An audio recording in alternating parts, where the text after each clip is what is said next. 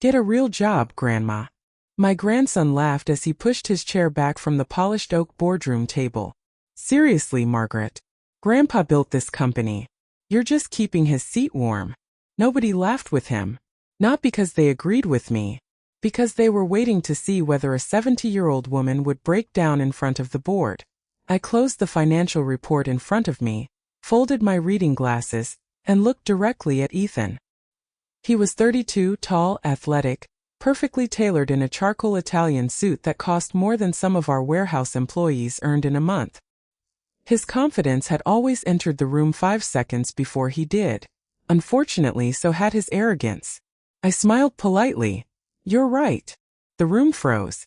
He blinked. I should have a real job. His grin widened. I knew you'd. So starting tomorrow, I interrupted calmly, I'll stop cleaning up yours. Silence swallowed the conference room. Even the air conditioning suddenly sounded loud. Richard Dawson, our 64-year-old board chairman, slowly lowered his coffee cup. Linda, my executive assistant of 26 years, stopped taking notes altogether. Ethan laughed again, but it sounded thinner. What's that supposed to mean? You'll find out. I gathered my folders, nodded toward the directors, and stood. That concludes today's meeting. No shouting. No lecture. No tears. I walked out before anyone else moved. By 8:30 the next morning, 4 bankers' boxes sat neatly beside my desk. Linda closed the office door behind her. You really want everything? Everything. She handed me a printed checklist. Corporate credit cards. Expense reimbursements. Vendor approvals. Travel authorizations. Executive purchasing limits. Company vehicle logs. Outside consulting contracts. Insurance authorizations. Signature authority. Every privilege Ethan had accumulated during his 3 years as executive vice president. None of it had seemed dangerous. Until yesterday. People think revenge begins with emotion. Mine began with accounting. I opened the first folder. Corporate American Express statements. Month after month. Luxury restaurants. 5-star hotels. Private airport lounges. Nothing illegal. Nothing outrageous. Just comfortable. Too comfortable. I highlighted every personal-looking expense in yellow. Then I moved to travel reports. Denver. Chicago. Seattle. Las Vegas. Odd. 3 conferences lasted 1 day. Hotel reservations lasted 4. Interesting. Another note. The fleet manager emailed vehicle mileage. Our executive SUV had accumulated nearly 12,000 personal miles. Company policy required reimbursement after 3,000. Nobody had enforced it, because everyone assumed I approved. I hadn't. Another note.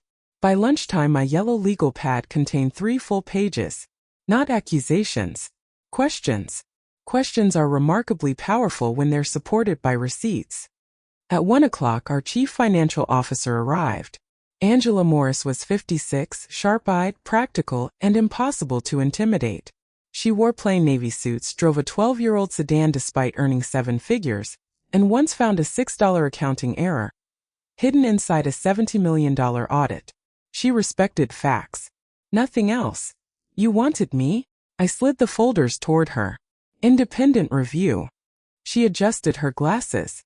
No conclusions? None. Family involved? Yes. Angela sighed quietly. That makes this harder. No. It doesn't.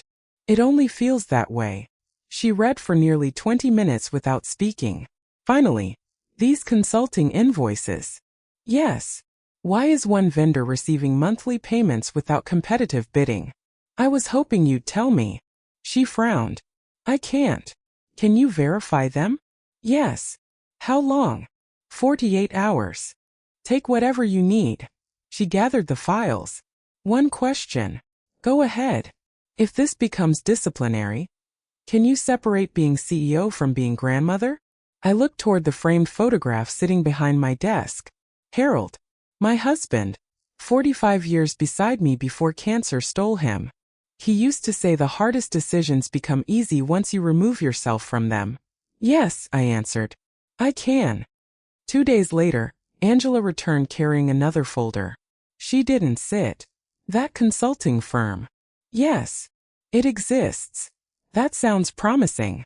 It also shares ownership with another company, which is a marketing agency. So, she placed one sheet of paper in front of me. Your grandson received consulting income from that marketing agency. I looked down. Monthly deposits. $8,000. Sometimes 12. 1 month.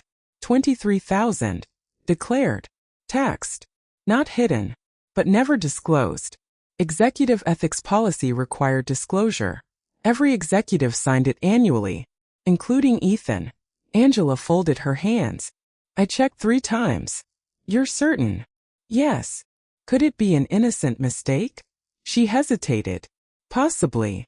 Could it also be a serious conflict of interest? Yes. I thanked her. Nothing more. After she left, I opened Ethan's employment contract. Page 17. Conflict of interest policy. His signature. Initials on every page. Date. 3 years earlier. I closed the folder.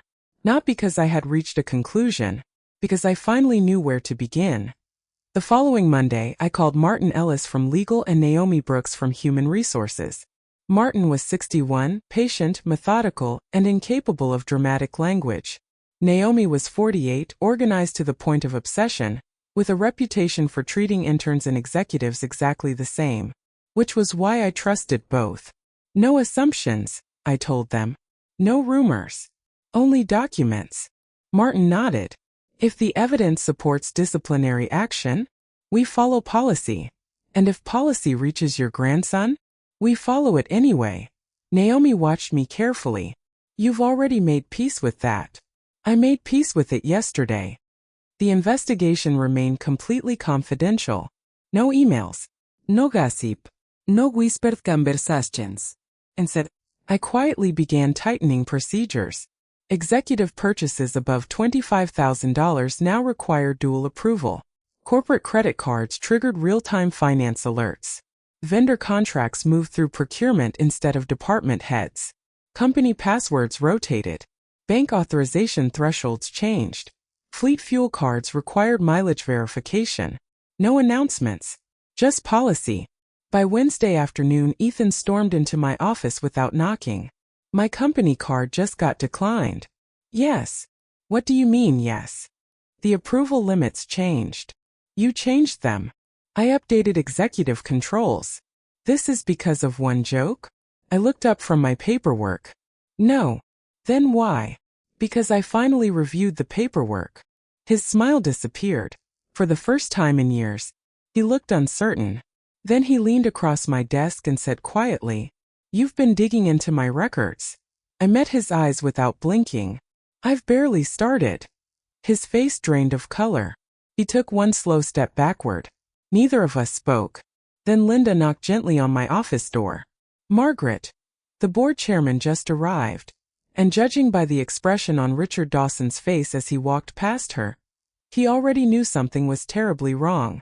Richard Dawson didn't waste time with greetings. He closed the office door behind him, looked at Ethan, then at me. I think I'll need both of you for this conversation. Ethan straightened immediately. Finally, he said. I'm glad you're here. Grandma's been stripping away my authority because I made one joke during the board meeting. Richard didn't respond. Instead, he walked to the window overlooking our distribution yard. Forklifts carried pallets across the loading docks. Drivers waved to one another. Business continued as if nothing inside the executive offices had changed. That warehouse, Richard said quietly, ships nearly $2 million worth of inventory every week. Nobody answered. He turned back toward Ethan. Do you know how many employees work there? Ethan hesitated. About 200? 346. Richard looked at him for another moment. How many have you met? Ever visited? That wasn't my question. Silence. Richard nodded once. That tells me enough. Ethan crossed his arms. With respect, none of this has anything to do with my company card. Richard's expression remained calm. No, it has everything to do with leadership. Martin Ellis entered 2 minutes later carrying a slim black binder. Behind him came Naomi Brooks with a laptop. Neither looked comfortable. I gestured toward the conference table inside my office. Let's sit. Nobody argued. Martin opened the binder. This isn't a disciplinary hearing. Ethan leaned back. Good. It is, Martin continued. A compliance review. The confidence returned to Ethan's face. So we're reviewing paperwork? Yes. That should take 5 minutes. Martin didn't smile. We'll see. He placed 3 documents on the table. Executive Ethics Policy, Conflict of Interest Disclosure Form, Annual Executive Certification, all bearing your signature. Ethan glanced at them. I sign dozens of documents every year. I know. Martin folded his hands. One question. Go ahead. Have you received consulting income from BrightPath Marketing? Yes. How long? About a year. Did you disclose that relationship? I didn't think I had to. Why not? They're not a competitor. Martin slowly slid the policy manual toward him. Page 38. Ethan skimmed the page. Then read it again. His jaw tightened. Martin waited. The room remained silent. I guess I misunderstood. Naomi finally spoke. The policy requires disclosure of any outside compensation connected to current or prospective company vendors. I didn't read that section. You initialed it. I trusted legal. Martin answered gently. Legal prepared it. You signed it. Nobody sounded angry, which somehow made the conversation much heavier. The review continued for another hour. Travel expenses, vendor approvals, consulting recommendations. Every answer Ethan gave revealed the same pattern. He hadn't stolen. He hadn't forged. He hadn't hidden money offshore. He simply assumed rules existed for other people. Richard finally broke the silence. Ethan. Yes. Why did you recommend Northridge Consulting? They're excellent. What measurable results did they produce? They developed our strategic roadmap. Angela Morris opened another folder. That roadmap cost $928,000. Yes. How much of it was implemented? Ethan looked confused. I don't know. Angela slid another page across the table. Finance tracked implementation. He looked down. 5%. That's all. 95% of the recommendations had never been used. Richard rubbed his forehead. So nearly $1 million produced almost nothing. It wasn't my decision not to implement. Angela answered calmly. You supervised implementation. Silence. The meeting ended without a decision. Martin gathered the documents. We'll prepare recommendations for the board. Ethan stood immediately. So that's it. For today. He looked at me. You're enjoying this? No. You're finally getting rid of me. I haven't decided anything. You already have. I looked directly at him. No. Then tell them. I can't. Why? Because I don't make decisions before the facts finish speaking. He stared at me for several seconds before walking out. The door closed harder than necessary. Richard remained seated. He still doesn't understand. No. He thinks this is about punishment. Yes. Richard sighed. It's about trust. Yes. The next morning Linda entered my office carrying a newspaper. You should see page 3. The headline wasn't about profits. It wasn't about expansion. It wasn't about our newest distribution center. It read, Family tension inside Whitmore Industrial? Succession questions grow. Someone had leaked information. Not details. Just enough to start rumors. By lunchtime my phone had received 12 calls. Reporters. Suppliers. 2 investors. Even retired employees. I gave every one of them the same answer. Whitmore Industrial does not comment on confidential personnel matters. Nothing more. Nothing less. Silence frustrates people hoping for drama. 3 days later, the Regional Manufacturing Leadership Gala filled the Grand Meridian Hotel ballroom. Nearly 500 executives attended every year. Major suppliers, bank presidents, local business owners, industry journalists. The board expected me to attend, so I did. Simple navy dress, pearl earrings, low heels. No speech prepared beyond congratulating our employees on another profitable year. I had barely finished greeting our largest supplier when I heard Ethan's voice from across the room. Loud. Too loud. There she is. Conversations nearby slowed. He walked toward me holding a champagne glass. His mother, Caroline, hurried behind him. Ethan, she whispered. Don't. He ignored her. You've been telling everyone I'm corrupt. I haven't. You've destroyed my reputation. I haven't discussed you publicly. You've frozen my career. I followed company policy. People had begun gathering. Not intentionally. Curiosity simply pulls crowds. Two journalists quietly moved closer. Richard noticed. So did Martin. Ethan smiled as if he'd finally found the audience he'd wanted all along. He raised his glass. Ladies and gentlemen, he announced, I'd like you all to meet the woman who values paperwork more than her own family. Every conversation in the ballroom stopped. Hundreds of eyes turned toward us. I set my water glass on the table, looked at my grandson, and answered with only 6 words. Would you like the documents here? The smile vanished from his face. The ballroom became so quiet that the sound of a spoon falling somewhere near the dessert table echoed across the room. And for the first time since this began, Ethan realized he might have chosen the worst possible place to challenge me. Would you like the documents here? My voice never rose above normal conversation. Didn't have to. Ethan's smile faltered. What? I held his gaze. You said I've been telling people you're corrupt. You have. No. You've implied it. I've discussed confidential governance with exactly 4 people. The board chairman, legal, human resources, and finance. A reporter standing nearby lowered her phone. Another stopped writing. I continued.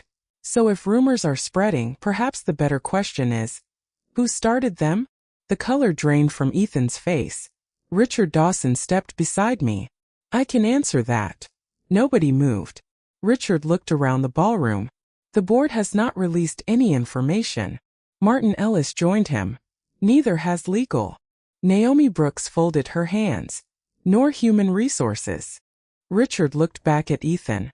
That leaves very few possibilities. The silence became unbearable. Caroline grabbed her son's arm. Ethan, enough. He pulled away. No. His voice was louder now. She wants everyone to think I'm incompetent. I answered without emotion. I haven't needed to. Several executives exchanged uncomfortable glances. Not because I'd insulted him. Because everyone understood exactly what I meant. Performance speaks before gossip ever can. One of the reporters finally asked, Mrs. Whitmore, is there an internal investigation? Martin answered before I could. This company does not discuss confidential personnel matters. The reporter nodded. Professional enough to recognize a legal wall when she hit one. Ethan laughed bitterly. See, they won't answer. Richard looked directly at him. No, Ethan. We're protecting the company. For once. Perhaps you should try doing the same. The words landed harder than anyone expected. Richard had known Ethan since childhood. Hearing disappointment in his voice hurt far more than anger ever could. Caroline quietly began crying. Not loudly. Just enough that I reached into my purse, removed a handkerchief and handed it to her. She looked at me with red eyes. After everything. You're still worried about me? You're my daughter. She broke completely. The gala ended early for us. No scenes. No shouting. Just quiet departures.